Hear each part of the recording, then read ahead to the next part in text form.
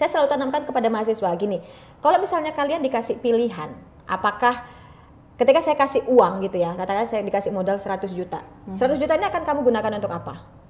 Nanti mereka akan menjawab untuk bisnis, Bu, investasi, Bu, gitu. Ada yang jawab adalah untuk traveling, Bu, untuk bisnis, untuk yang lain adalah misalnya untuk ini bisa beda. Maka orang yang menjawab untuk bisnis, maka itu dari awal dia sudah kelihatan bahwa dia tidak akan cocok untuk kerja di kantor.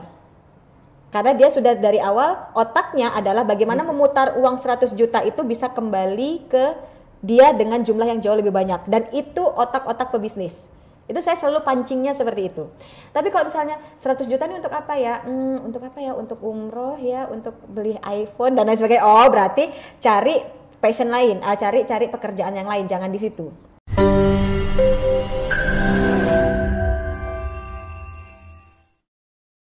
Hai, kita ketemu lagi di program Ngopi, Ngobrol Inspirasi. Dan kalau kita berbicara tentang usia muda atau ya di usia-usia seperti saya atau seperti mereka, memang kadang-kadang dihadapkan dengan berbagai macam pilihan. Ada yang memilih untuk berkarir, kemudian juga ada yang memilih, oh ya karirnya ntar aja deh, nikah dulu gitu, supaya punya pasangan hidup gitu ya kan. Jadi semua tergantung dengan diri masing-masing. Dan kali ini kita akan berbicara tentang apakah sulit menjadi dosen muda. Karena ini masih muda, jadi memang ibu dosennya juga muda banget di sini. Ada Mbak Heni Rahayu. Ya, betul sekali. Mbak Heni Rahayu ini adalah dosen Fakultas Ekonomi dan Bisnis. Betul sekali. Di semester Mulai dari semester 1 sampai semester 8 semuanya ngajar. Oh, semua ngajar. Oke, tapi sehat nih ya? Sehat, alhamdulillah. Sehat luar biasa. Senang sekali kita bisa mengundang Mbak Heni di program Ngopi Ngobrol Inspirasi, dan mudah-mudahan obrolan kita dari segmen 1, 2, dan 3 ini bisa selalu menginspirasi para kaum muda. Iya.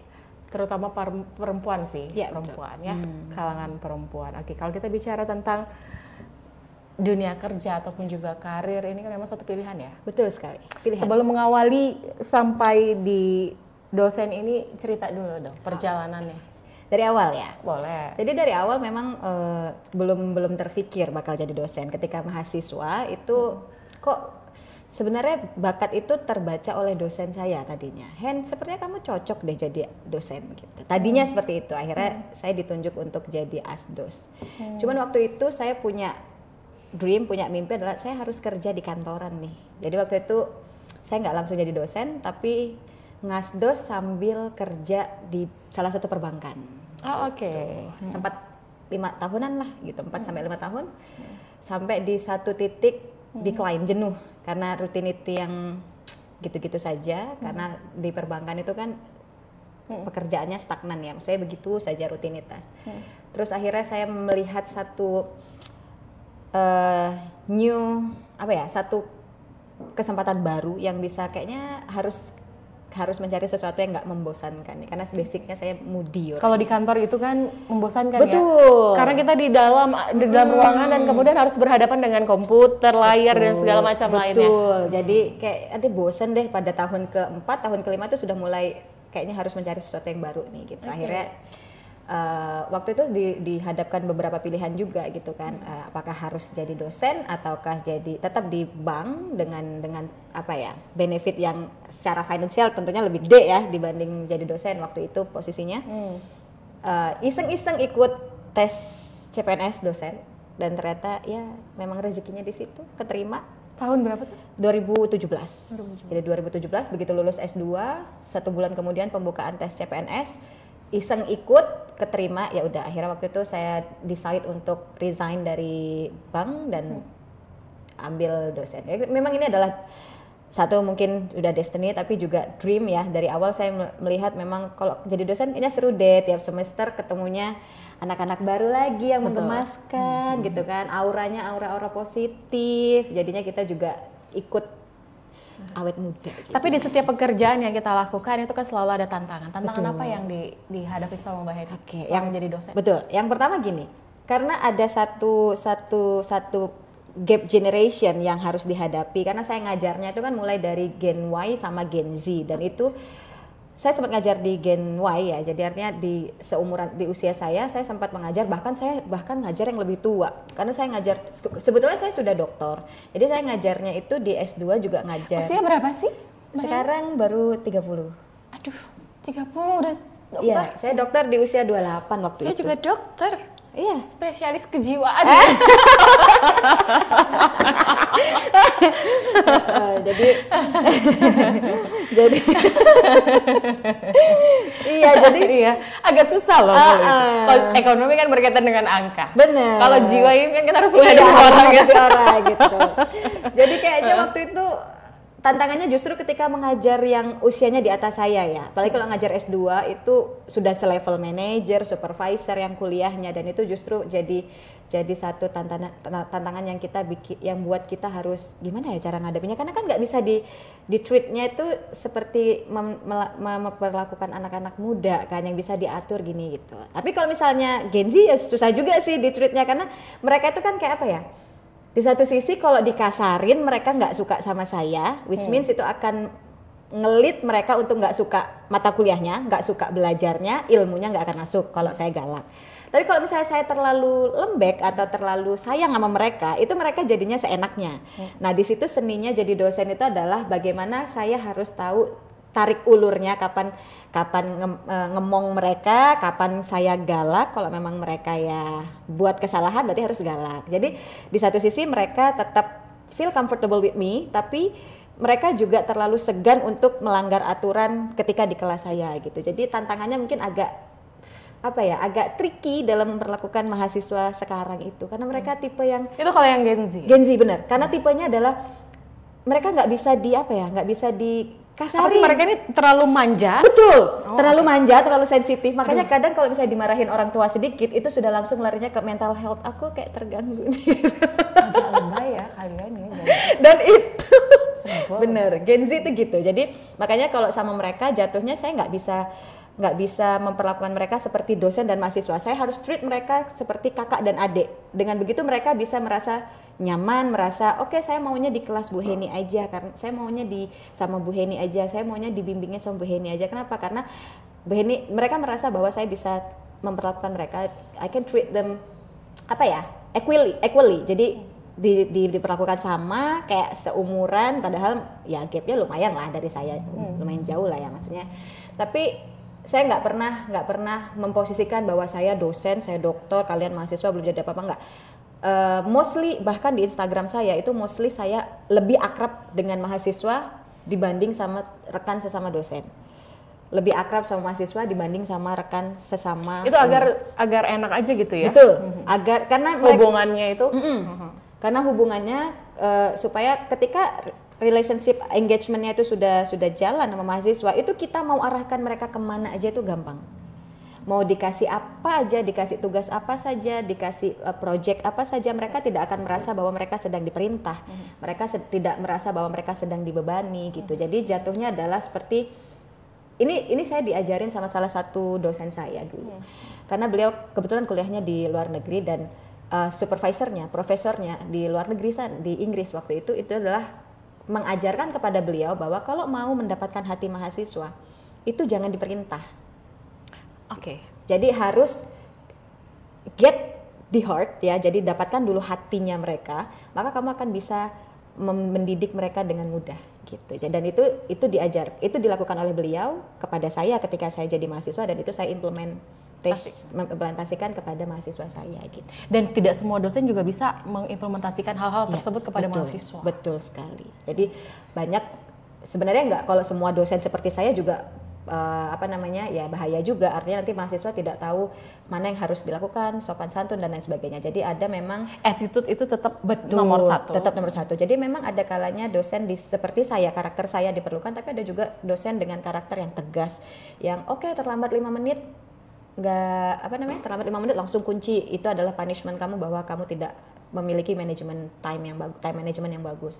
Diperlukan juga yang seperti itu, sehingga memang kita harus seperti bunglon. Kalau saya ya, ada kalanya untuk kelas tertentu saya itu longgar sekali, tapi untuk hari atau pertemuan tertentu itu saya kaku sekali. Itu berarti setiap minggunya selalu ada jam ngajar? Selalu ada. Kebetulan saya nggak cuma ngajar di Unmul, tapi juga saya ngajar di Politeknik. Tentunya adalah mereka punya karakteristik yang berbeda. Jadi kita nggak bisa memperlakukan mahasiswa itu exactly sama. Apalagi ada 1-2 mahasiswa yang somehow punya yang butuh special treatment. Misalnya saya tipe dosen yang banyak dicurhatin sama mahasiswa. Jadi kalau misalnya rata-rata curhat apa Mbak? Waduh, Kepo nih. mahasiswa Apakah tentang mata kuliahnya? Kalau tentang Atau tentang Bu, tolong dong nilai saya. Gitu ya Bu. Ya Ibu mau apa saya beliin? Udah nggak pernah nemuin yang kayak begitu. Saya selalu tanamkan itu di awal. Jadi mungkin bisa make sure sama seluruh mahasiswa saya yang pernah masuk di kelas saya. Jangan pernah terbesit saja untuk memberikan saya apapun bentuknya, even Rp1. Mau uang, mau Kalau gitu Rp0 aja ya. Rp0. Jadi all free of charge. Saya cukup digaji sama pemerintah, udah cukup. Dan itu mahasiswa sudah saya tanamkan sejak hari pertama masuk kelas. Jadi kalau ditanya pernah nerima apa dari mahasiswa minta nilai, even mereka nggak ngasih apapun sama saya pasti akan permudah urusan mereka. Karena itu adalah pesan dari baik dosen ataupun orang tua saya dulu. Saya masih ingat, ibu saya tuh pernah bilang kayak gini, Dok, Ibu Jawa ya, menulis angka 56 dan 65 itu memerlukan besaran tinta yang sama.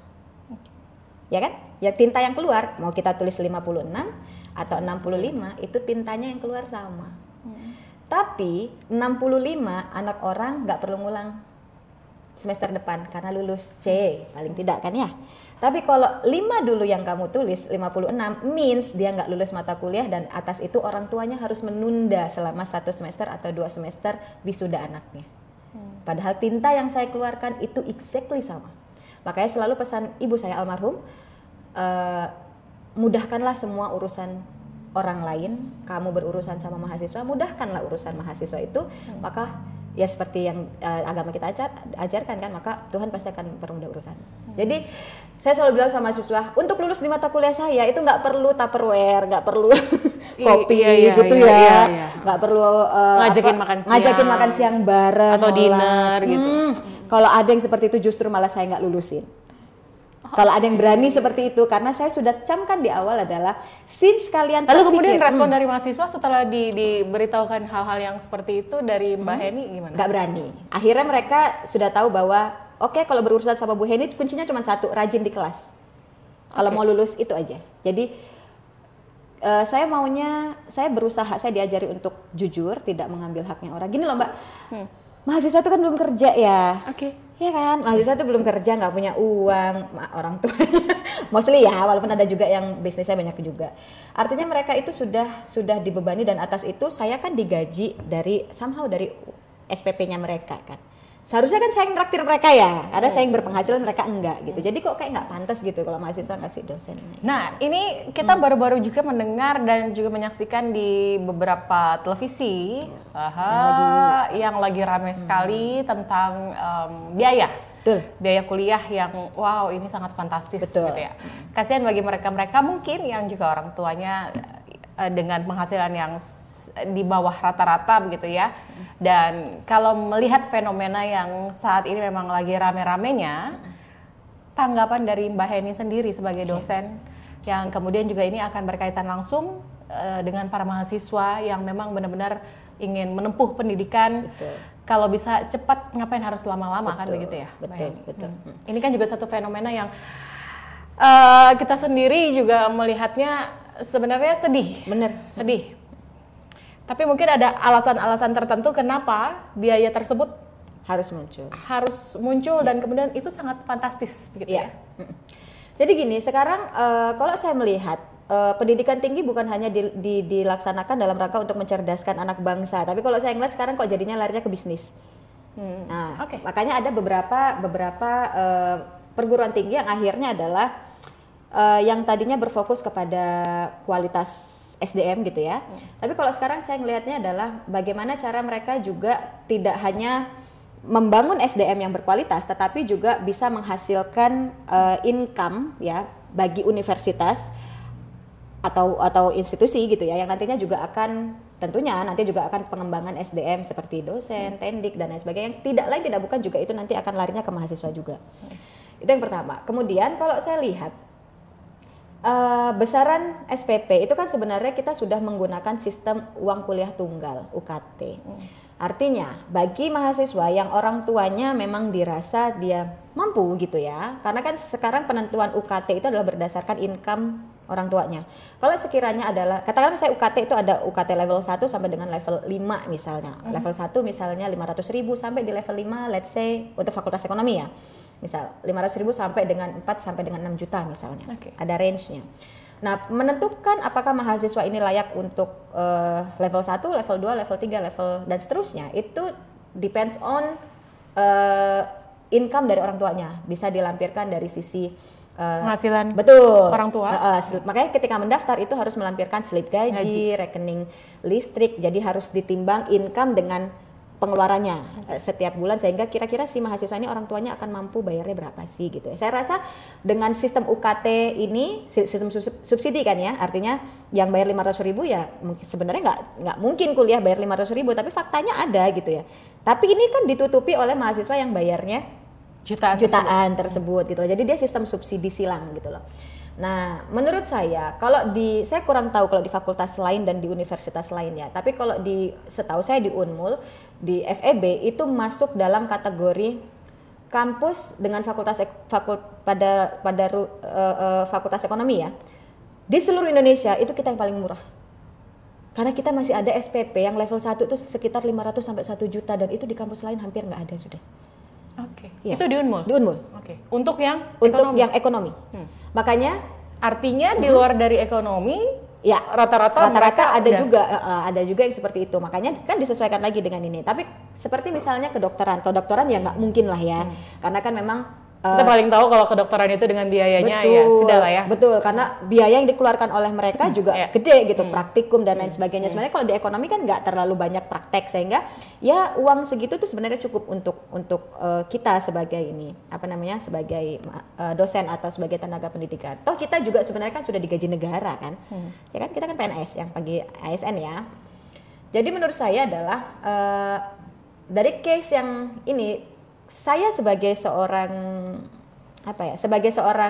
anggota dari institusi lembaga saya paham kenapa kok akhirnya universitas itu akhirnya berlomba-lomba untuk meningkatkan biaya SPP ya, UKT apapun sebutannya itu, karena memang kampus memerlukan itu untuk pengembangan kualitas fasilitas yang akan nantinya juga akan dinikmatin oleh mahasiswa juga. Artinya sarana dan prasarana. Betul, ya? sarana prasarana. Mungkin itu yang lebih dikedepankan sama fakultas. Betul. Dari sisi saya sebagai seorang orang yang ada di dalam universitas. Tapi dari sisi saya sebagai manusia, sebagai human, gini, kalau Mbak Lis lihat rata-rata pendidikan, kalau saya nggak salah ya, rata-rata pendidikan masyarakat Indonesia itu masih di level SD loh sampai sekarang. Iya, jadi tingkat pendidikan terakhir karena masih Gen X kan masih banyak ya. Jadi masih SD. Sementara sebuah negara itu bisa dikatakan maju minimal itu SMA kan? Ya kan, minimal SMA. Apalagi kalau misalnya bisa sampai ke perguruan tinggi. Berarti kan tugas pemerintah adalah bagaimana supaya masyarakat Indonesia itu semuanya bisa sampai ke level pendidikan tinggi gitu ya. Tapi sudah dicekal duluan gitu. Jadi ada di satu sisi pemerintah pengennya adalah mahasiswa masyarakat itu berpendidikan tinggi, melek ilmu dan lain sebagainya. Tapi di sisi lain universitas atau kampus-kampus juga pengen ya itu tadi gitu loh. Jadi ada satu tabrakan atau satu crash antara harapan masyarakat, harapan pemerintah dengan kondisi universitas. Karena kasihan juga sebenarnya kalau universitas nggak punya duit kan nggak bisa, sarana prasarananya nggak bisa berkembang. Tapi kalau misalnya dilihat saya sebagai human, sementara juga tidak bisa terus-menerus mengharapkan bantuan dari pemerintah. Betul, kan, apalagi kampus sekarang itu sudah dilepas sama pemerintah, Mbak. Jadi kampus sekarang itu sistemnya ada BLU gitu ya. Jadi dia memang sudah dianggap sebagai perusahaan yang harus cari uang sendiri. Kalau zaman dulu kayak Politeknik itu dia sistemnya adalah masih di bawah naungan pemerintah. Jadi dananya tuh masih dapat kucuran dari pemerintah. Dikti. Tapi kayak UGM, kampus-kampus yang sudah besar-besar itu dia sistemnya adalah sudah cari uang sendiri. Makanya UGM itu punya minimarket, punya rumah sakit dan lain sebagainya karena mereka sudah tidak mendapatkan bantuan sebanyak, tidak di bawah naungan pemerintah. Keuangannya udah nggak di bawah mereka harus cari uang sendiri dan disitulah cikal bakal kenapa uang pangkal gede, mereka harus buka rumah sakit, harus buka kafe, harus bekerja sama-sama brand-brand yang masuk dari pihak-pihak luar ya. Betul, supaya mereka juga bisa dapat income, supaya dia bisa mengembangkan kampusnya. Karena mereka udah bukan masuk dalam kategori yang ditanggung oleh pemerintah gitu. Jadi memang ada beberapa alasan mendasar yang kemudian berita ini rame. Betul. Begitu ya. Makanya saya kalau mau melihat sebenarnya pro-nya ke siapa? Kalau secara ke individu gitu ya, saya pro-nya tentunya adalah kepada masyarakat. Anak-anak sekarang itu perlu pendidikan tinggi gitu. Tapi tidak menjadikan juga bahwa universitas juga harus ngalah terus gitu, karena mereka juga butuh uang, karena mereka nggak bisa ditanggung. Apa memang karena selama ini universitas mengalah terus? Enggak juga sih sebenarnya, ada juga beberapa uang dari pemerintah, cuman akhirnya kan nggak bisa maksimal dalam pengelolaannya gitulah ya, sehingga akhirnya mereka juga harus mendapatkan income dari yang lain, mungkin dari SPP mahasiswa dan lain sebagainya. Ya tentunya juga unjungan untuk mereka juga gitu ya. Nah cuman sebenarnya itu ada solusinya, gini loh, beasiswa tuh banyak sekali Mbak di luar sana, jadi ya kan, beasiswa tuh banyak sekali di luar sana. Tapi mungkin tidak semua juga yang bisa beruntung untuk mendapatkan beasiswa. Betul, apalagi kalau mereka nggak tahu aksesnya. Betul. Karena biasanya beasiswa itu tidak tersampaikan informasi itu ke seluruh mahasiswa, apalagi kalau bukan mahasiswa ya, siswa kan, karena biasanya beasiswa kayak LPDP, beasiswa dan lain sebagainya itu kan diberikan kepada yang masih statusnya calon mahasiswa. Dan apalagi kalau sekolah-sekolahnya di kampung dan lain sebagainya itu kan pasti nggak dapat infonya ya sebenarnya. Jadi ya memang kalau ditanya adalah gimana solusinya supaya orang bisa berpendidikan tinggi, ya salah satunya adalah dengan beasiswa. Dan saya harus appreciate sekali dengan pemerintah Kaltim, karena kebetulan kan saya memang tinggal dari kecil di Kaltim, tapi kan saya dari Jawa ya. Itu di sana nggak semudah mendapatkan beasiswa seperti Kaltim Tuntas, Kaltim Cemerlang. Di sini banyak sekali kan, ada beasiswa Bank Indonesia, ada Bank Kaltim, ada KPC, ada PKT. Semua di sini terfasilitasi. Makanya dulu saya kuliah itu S1 full cover beasiswa. Tapi beasiswa prestasi ya. Jadi kalau misalnya IP saya turun itu langsung dicabut. Jadi IP saya itu dari semester harus naik terus gitu ya. Nah, itu S1.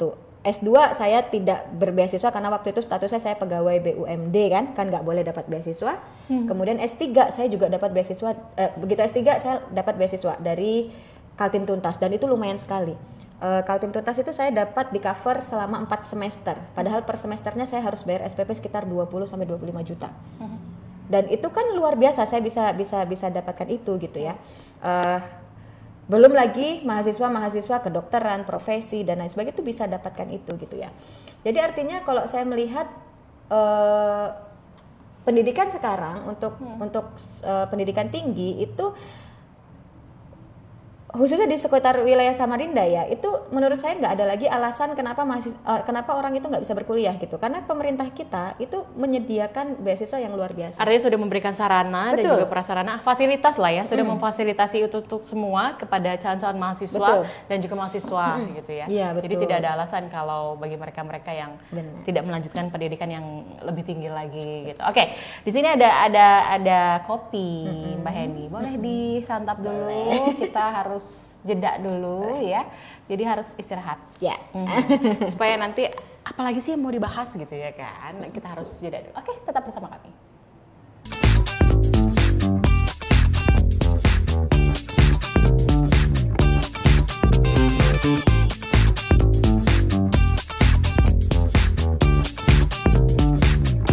Ya, kita masih di program Ngopi Ngobrol Inspirasi dan kita masih bersama dengan dosen muda nan cantik jelita ini, ada Mbak Heni ya. Ya, masih dengan Mbak Heni. Ya, tadi kalau kita sudah berbicara tentang banyak hal lah ya. Jadi ya mudah-mudahan segala sesuatu yang saat ini dihadapi bersama, terutama yang baru-baru ini, itu bisa teratasi dengan yang juga diinginkan oleh seluruh masyarakat Indonesia gitu ya kan. Karena itu memang berkaitan dengan mutu pendidikan, kualitas sumber daya manusianya dan juga pastinya kualitas dari tempat untuk mencari ilmu. Betul sekali. Dan kalau kita bicara tentang peningkatan kualitas, para dosen pun juga perlu. Ya. untuk meningkatkan kualitas dari dosen. Gimana dong? Kalau untuk yang muda-muda nih ya kan. Karena memang kan sekarang itu udah banyak banget tuh dosen-dosen muda ya Mbak Heni ya. Sekarang memang lagi ngetren, bener. Sekarang lagi ngetren salah satu karir yang dikejar atau karir impian anak-anak muda itu adalah jadi dosen. Karena mungkin ya ekspektasinya atau persepsinya masyarakat jadi dosen tuh keren gitu kan, waktunya lebih fleksibel. Terus kira-kira kalau kayak aku bisa nggak sih jadi dosen? Bisa dong. Tapi kayak kalau Mbak Lis, jangan-jangan mahasiswanya nggak mau pulang-pulang ya? Itu baru aku bilang. Takutnya gitu. Ya udah nggak usah aja lah. Kalau Mbak Lis yang jadi mahasiswanya, kelasnya pasti penuh. Kelasnya udah pasti, pokoknya harus jadi. Oh boleh saya daftar deh. Boleh. Oke, lanjut. Jadi mungkin sekarang mahasiswa yang masih S1, S2 karena ngelihat dosen-dosen mudanya itu full of energy, terus ngajarnya enak, terus dilihat kok kayaknya santai hidupnya, kayak nggak ada beban gitu ya. Padahal nggak tahu aja ya. Iya. Saya nggak tahu di belakang dapur nih gimana iya, gitu kan. Di pundak udah berat. Di pundak nih. udah berat gitu ya. Jadi kayak aku lulus harus jadi dosen nih. Makanya biasanya kalau misalnya mahasiswa itu ada 2 di ekonomi ya paling nggak ya. Ada 2 di manajemen khusus ya. Kalau saya lihat mahasiswa saya itu kalau nggak mereka ada 3 lah ya. Kalau nggak mereka pengen berwirausaha sendiri, karena biasanya mereka sudah punya passion untuk entrepreneur ya. Mereka sudah punya passion, misalnya dari mahasiswa udah mulai jualan online, jadi content creator dan lain sebagainya. Ada tuh, jadi kelihatan sekali di awal-awal itu mereka larinya passionnya adalah di bisnis gitu ya. Ada juga mahasiswa yang, Bu pokoknya saya harus kerja di kantoran dan saya pengen betul kerjanya di bank, udah pasti. Jadi mostly anak-anak ekonomi atau manajemen itu mereka larinya pengennya adalah kerja di bank. Karena bagi mereka kerja di bank itu kan rapi, harum, terus yang kayak ya pokoknya ala-ala modern banget gitu lah. Terus yang terakhir itu jadi dosen. Kenapa jadi dosen? Yang lihat saya. Nggak ada yang kepengen jadi PNS gitu, ASN gitu. Jarang ya? Jarang, generasi sekarang kayaknya pada nggak mau jadi ASN. Bener, jadi kalau saya tanya 10 orang gitu ya, mungkin cuma 1 yang jawab ASN. Jadi kalau dulu bahkan di dalam sekarang ASN tunjangannya gede loh. Iya, tapi kayak generasi sekarang itu kayak nggak mau diikat sama waktu gitu loh Mbak. Jadi mereka itu pengennya adalah freedom. Mereka pengen punya kebebasan yang kerjanya adalah remote gitu. Jadi bahkan sekarang itu kalau mereka bikin cari lowongan kerja gitu, cari loker, itu mereka cari kerjaan yang remote. Yang mereka bisa di rumah leha-leha, kirim semuanya lewat online gitu ya, itu menghasilkan. Betul, dan menghasilkan uang. Jadi jatuhnya ke punya income without mereka harus terkungkung dari jam 8 sampai jam 5. Apalagi jadi ASN itu kalau saya bener serius. Jadi kalau saya di kelas, katakan misalnya di kelas saya itu ada 40-50 orang. Kalau saya tanya ada nggak yang pengen jadi ASN, itu nggak ada yang angkat tangan. Karena saya pernah membuktikan. Selalu saya tanya selalu mereka adalah pengen jadi business person, jadi wirausaha. Itu angkat tangannya banyak. Kemudian ada yang pengen jadi kerja di office ya, yang di kantor misalnya kayak di dalam perbankan swasta gitu, itu lumayan banyak. Jadi dosen lumayan banyak, karena kayaknya jadi dosen bagi mereka itu sekarang jadi karir yang dipengenin banget gitu ya, freedomnya itu loh. Karena ngelihat saya, ngelihat dosen-dosen muda yang lainnya tuh kan datang ngajar, habis itu seolah-olah adalah pulang nggak ngapa-ngapain, padahal sebenarnya kita melakukan penelitian, pengabdian kepada masyarakat. Kita punya Tridharma lah, Tridharma perguruan tinggi. Tapi kan mahasiswa nggak lihat, mahasiswa kan cuman lihatnya adalah ya udah datang. Apa yang dilihatkan setiap harinya? Dosennya datang ngajar cuman 2 jam, 3 jam, 1 kelas per kelas gitu kan ya. Habis itu pulang, nanti update status lagi di Starbucks misalnya. Jadi, aku juga mau kayak Bu Heni, aku juga mau jadi dosen yang waktunya itu fleksibel sekali gitu loh Mbak. Jadi ASN itu nggak masuk, udah beda lah sama zaman dulu. Zaman dulu kan kamu harus punya menantu ASN, kamu harus jadi ASN, orang tuanya yang punya harapan gitu. Tapi sekarang kan orang tua sudah berbeda zaman. Betul, beda zaman. Beda teknologi. Sudah melek teknologi, beda harapannya juga, beda generasi, sehingga mereka juga tentunya punya satu dream ya, pekerjaan impiannya itu udah beda sama zaman dulu. Tapi untuk meningkatkan mutu kualitas dosennya sendiri itu bagaimana ya kalau dari Mbak Heni? Gitu? Betul, saya hobinya baca, secara pribadi ya, secara personal. Jadi saya sukanya baca. Saya banyak menghabiskan waktu saya dengan membaca supaya horizon saya itu lebih luas. Yang pertama. Yang kedua adalah kayak ketemu sama Mbak Lis. Diskus, kita punya satu apa ya? Punya satu kesempatan untuk diskusi dengan point of view dari angle yang berbeda, Mbak, dengan basic komunikasinya yang baik, dengan sosial ya. Saya dari ekonomi. Kita punya satu apa ya? Kesempatan untuk saling bertukar pikiran. Jadi saya biasanya menghabiskan waktu saya nggak nongkrong dengan teman-teman, tapi justru bersama orang-orang yang sekiranya bisa membawa satu pengetahuan baru. Terus karena circle itu yang menentukan siapa kita. Betul. Ya, jadi kita adalah siapa teman kita. Betul. Ya kan? Jadi itu. Terus nggak perlu khawatir, biasanya kampus itu selalu punya program untuk peningkatan kapasitas dosen. Oh, oke. Seperti pelatihan. Oh, oke. Kemudian training dan lain sebagainya lah. Jadi pokoknya setiap kampus sekarang melakukan program-program itu. Iya, jadi bisa jadi adalah kita yang dikirim ke mereka ke satu tempat pelatihan atau mendatangkan trainer ketika jumlah peserta dosennya ini banyak, itu kan cost-nya kan gede kalau misalnya kita dikirim gitu kan, saya ke Jakarta. Maka biasanya itu cost-nya dari sendiri dari kampus. Dari kampus. Okay. Jadi nanti trainer yang didatangkan biasanya tuh akan lebih jauh lebih efisien gitu. Jadi kita banyak jadi lebih menghemat biaya juga sebenarnya kalau misalkan dari luar didatangkan ke sini, kita tinggal bayar pendaftaran mungkin gitu ya. Jadi kita tinggal difasilitasi lah sama kampus. Gitu. Dan itu sudah berjalan dari tahun berapa program ini? Sejak saya masuk itu sudah berjalan. Saya kan masuk jadi dosen 2017 ya. Dan itu saya sudah mendapatkan fasilitas itu sejak saya jadi dosen. Mulai dari pelatihan awal ketika baru menjadi dosen, kemudian dan seterusnya. Itu kita akan selalu dikembangkan baik dari sisi pengetahuan ya, dari sisi digital misalnya, apalagi khususnya adalah kalau saya digital ya itu sudah makanan sehari-hari bagi kita gitu kan. Tapi bagi dosen-dosen yang masih Gen X kan, bagi dosen-dosen yang bentar lagi pensiun gitu kan, harus tetap dilatih. Untuk di Fakultas Ekonomi sendiri banyak dosen-dosen mudanya juga. Banyak. Sekarang lagi banyak sekali. Apalagi dosen-dosen yang senior itu sudah mulai pensiun. Jadi sekarang sedang pergantian dosen yang luar biasa. Selalu ada regenerasi di setiap profesi. Betul. Ya. Jadi memang bagaimana diri kita ini untuk selalu terus mengupgrade diri untuk meningkatkan kualitas yang kita punya gitu. Karena kompetensi yang kita miliki itu nggak semua orang bisa lakukan. Betul sekali. Gitu ya kan. Jadi kalau misalkan dari Mbak Henny sendiri untuk memberikan kiat-kiat ataupun juga mungkin kira-kira untuk mereka-mereka di luar sana yang saat ini masih bingung memilih arah dan tujuannya gitu ya kan Mbak Henny, apalagi kan di sini sangat muda banget jadi dosen 30 tahun ya. Saya jadi dosen itu dari umur 23. Tuh, dari 23 tahun coba. Ya, ini artinya kan harus di sini harus bisa memberikan kiat-kiat atau jurus jitunya kali gitu ya Mbak Henny ya ke mereka-mereka yang mungkin saat ini masih bingung lah ya menentukan arahnya, karir pathnya ya kan. Oke. Ini pertanyaan yang selalu saya terima dari mahasiswa, dari ketika saya jadi narasumber itu juga selalu ditanya, gimana ya Bu, tolong kasih tahu dong mahasiswa ini supaya mereka tuh tahu apa sih yang sebenarnya dicari. Sebenarnya gini Mbak, passion itu sebenarnya sudah ada di dalam diri sebenarnya, cuman itu blind spot. Kadang mereka sadar, kadang mereka enggak. Ternyata bukan jaringan aja yang blank spot. Bener, ya jadi enggak jaringan aja yang blank gitu ya. Jadi ada titik buta, ada blind spot namanya. Itu titik buta yang mahasiswa itu sebenarnya dia sudah punya di dalam dirinya, cuman dia tidak sadar bahwa kompetensi itu ada.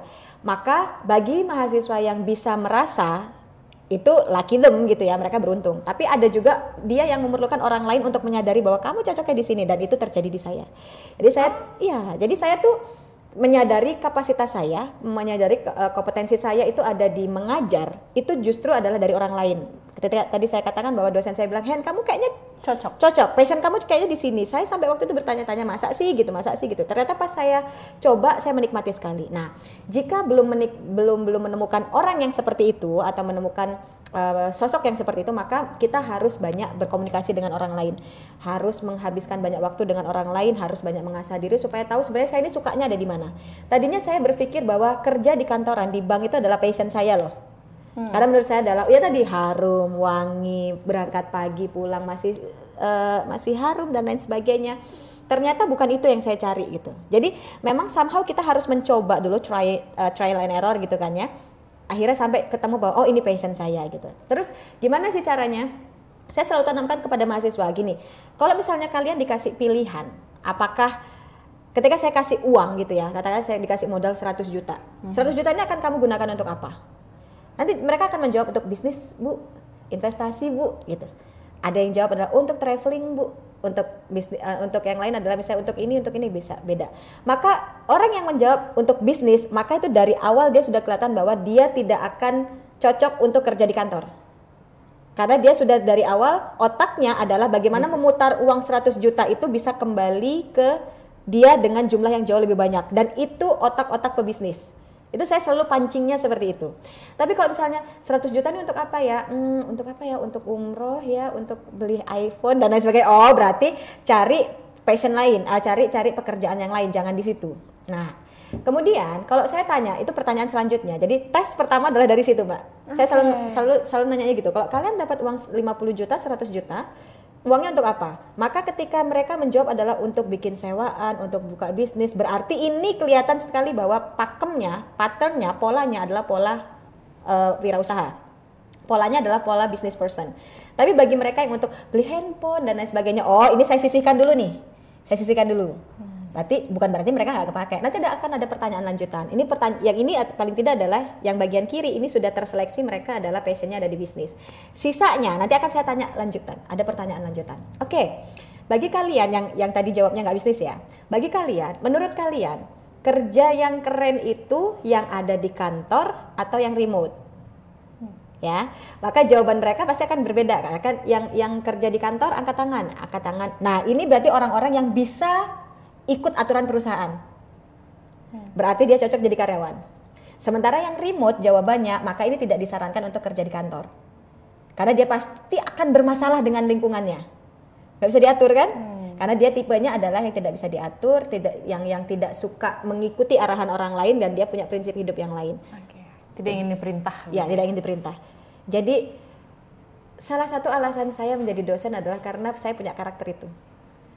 Saya dari kecil, Mbak, kalau misalnya saya lagi cuci piring, terus ibu saya tiba-tiba teriak, "Duh, cuci piring," itu bisa saya taruh. Karena saya pengennya adalah melakukan sesuatu karena saya, bukan karena diperintah. Itu dari kecil sudah kelihatan di situ, bakat saya di situ. Sehingga saya akan tersiksa sekali ketika saya kerja di kantor. Dan dosen itu kan nggak punya atasan. Dosen itu adalah fungsional, dia independen. Ya kalau kayak misalnya dekan, ketua jurusan, itu dia hanya pengelola saja, tapi dia tidak berhak untuk mengatur kita harus mengajarnya seperti nggak bisa. Ya kebebasan ada di tangan kita. Misalnya hari ini nggak bisa ngajar, ya kita ganti besok gitu bisa, misal. Jadi kita punya hak prerogatif. Dan itu salah satu karakter yang saya sadari ketika psikotes waktu masuk kerja gitu ya. Salah satu psikolognya bilang, "Mbak ini nggak cocok kerja di kantor." Karena Mbak jadi kita nggak bisa ngebohongin mereka ya. Nggak bisa. Saya pernah nyoba untuk somehow ngakalin ya. Kan jawaban psikotes itu kan kita bisa jawab yang baik-baik gitu ya. Misalnya untuk karakter diri itu ketahuan kalau kita bohong sama mereka. Iya, serius, dan saya baru tahu ternyata ketahuan kalau kita ngakalin jawaban psikotes itu. Terus tiba, Mbak ini nggak cocok di ini. Makanya waktu di perbankan itu saya nggak ditaruh di teller. Kenapa kalau saya ditaruh di teller itu mungkin di minggu ketiga, minggu keempat itu saya mungkin akan resign. Karena sudah lelah dengan rutinitas yang sama, terus butuh ketelitian, dan itu bukan saya banget gitu. Saya sukanya dealing with people. Dari hasil psikotes itu adalah saya suka bersosialisasi dengan orang. Makanya waktu itu ketika di perbankan saya sempat ditaruh, waktu awal training itu saya di customer service, itu kan lebih friendly ya, lebih ketemu banyak orang. Saya happy di situ, enjoy. Terus tiba-tiba, oke, ini promosi ya, naik ke kantor pusat, ya ketemunya komputer, ya kan? Tersiksa lah saya di situ posisinya waktu itu, karena saya nggak ketemu manusia lain kan. Basic saya adalah kayak kita ngobrol. Dan itu salah satu kelebihan alasan saya jadi dosen dan happy banget tanpa ada beban. Saya kerja di bank 5 tahun itu perasaan saya lama banget. Sementara saya jadi dosen 7 tahun tuh kayaknya baru kemarin saya ngajar. Saking happy-nya. Kayak masa sudah 7 tahun gitu, nggak kerasa gitu. Saking senengnya. Ya. Saking menikmatinya. Jadi pesan yang untuk disampaikan kepada mereka-mereka follow your passion. Jadi follow your passion. Carilah pekerjaan yang memang sekiranya kamu mencintai itu. Sehingga kalian tidak pernah akan merasa terbebani bangun pagi harus aduh kerja lagi. Apalagi sih gitu. Tapi karena kalau kita mencintai pekerjaan kita itu nggak akan ada kata capek. Betul. Walaupun kita capek, kita akan tetap menemukan kebahagiaan di situ gitu. Makanya saya masih ingat pekerjaan yang kalian cintai itu adalah hobi yang dibayar. Kalau saya ngerasa dosen itu adalah hobi yang dibayar. Saya punya hobi ketika jadi mahasiswa itu saya suka ngajarin adik tingkat saya. Yang bikin saya ngerasa bahwa saya menikmati jadi dosen adalah melihat sparkling eyes, mata berbinar-binar orang ketika yang tadinya dia nggak paham nih Mbak. Terus dia nanya, Kak Heni, waktu mahasiswa, Kak Heni, saya tuh mau nanya dong yang kayak gini maksudnya apa sih? Soalnya saya sudah nanya sama dosen, dijelasin nggak paham. Saya jelasin kan, dan mereka paham tuh gini, ya ampun ternyata kayak gitu kah maksudnya Mbak, gitu. Itu yang bikin saya, ya Allah bermanfaat sekali saya ini di dunia gitu ya. Artinya dosen yang menjelaskan mereka nggak bisa paham, tetapi saya bisa menyampaikan itu dengan easier ways gitu ya, dengan cara yang jauh lebih mudah, dan mereka akhirnya dari nggak paham menjadi paham. Oh ini kebahagiaan saya, ini yang saya cari. Disitulah cikal bakal adalah oke, saya harus jadi dosen. Gitu. Karena sebaik-baiknya manusia adalah yang bermanfaat untuk orang lain. Betul sekali. Tapi jangan dimanfaatin. Maksudnya. Betul. Jangan mau dimanfaatin. Itu nggak boleh. Nggak boleh. Dilarang mati-matian gitu ya Mbak Heni ya. Iya Mbak. Betul. Okay. Karena ilmu itu mahal. Menempuh pendidikan itu juga sangat luar biasa gitu perjuangannya gitu ya. Jadi segala sesuatunya memang harus dihargai karena memang itu berharga. Betul. Gitu. Oke Mbak Heni, mudah-mudahan apa yang kita obrolin ini itu selalu memberikan motivasi, juga bisa menjadikan satu contoh untuk para perempuan ataupun siapapun yang ada di luar sana yang mungkin saat ini masih bingung untuk menentukan arah dan tujuan pekerjaan atau karirnya ini kemana gitu. Jangan hanya percintaan aja yang bingung. Betul. Ya, udah kan? nggak zaman mikirin cinta terus. Benar. Karir tuh dipikirin. Betul, karir. Karena memang perempuan-perempuan itu harus sekarang ini adalah yang mandiri. Betul. Yang harus menentukan dirinya nih, aku berkarir atau aku ingin punya pasangan gitu. Kalau aku sih ya harusnya berkarir dulu lah ya. Kalau kita kan itu ya. Ya mudah-mudahan ini juga bisa mendorong gitu. Ya. Mendorong dan memotivasi mereka semua untuk bisa memiliki satu pilihan yang pasti. Jangan yang nggak pasti. Kalau itu nggak pasti tinggalkan. Kalau itu pasti lanjutkan. Betul sekali. Oke, terima kasih ya Mbak Heni. Sehat selalu. Mudah-mudahan nanti kita bisa ketemu lagi di program yang lain. Bukan hanya ngopi, tapi kita juga ada program Kabar Tuntas. Oh gitu. Siapa tahu nanti ada isu-isu apa yang terjadi di Fakultas Ekonomi. Kita harus angkat dan harus kita obrolin bersama supaya menemukan solusinya. Iya. Oke. Thank you Mbak Li. Terima kasih sama-sama ya Mbak Heni ya. Sampai ketemu lagi, saya Sindarti. Sampai jumpa. Dadah.